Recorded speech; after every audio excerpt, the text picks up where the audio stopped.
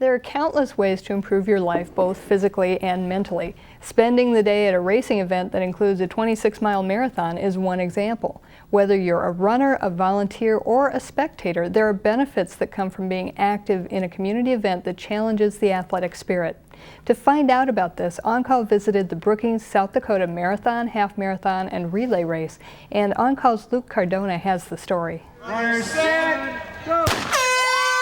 Each year, hundreds of people attend the Brookings Marathon for a day of fun and activity that brings runners, volunteers, and community members together.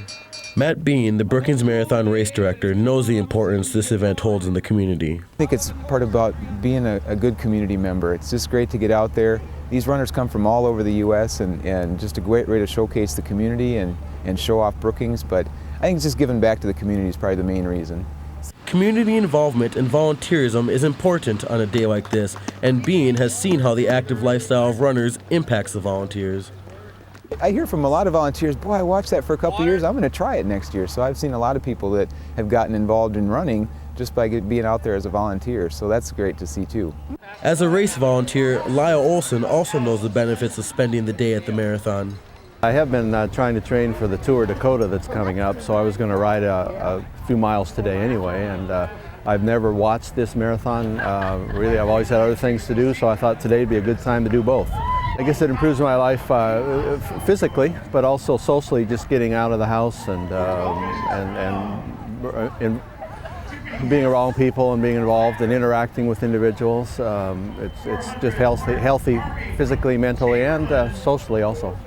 Many people are involved in the Brookings Marathon, either as a volunteer, a participant, or simply as a spectator cheering on participants. And each individual has his or her own reasons for being here, reasons which seem to revolve around the idea of improving quality of life. Holly Copeland ran in the Brookings Half Marathon, and she is no exception.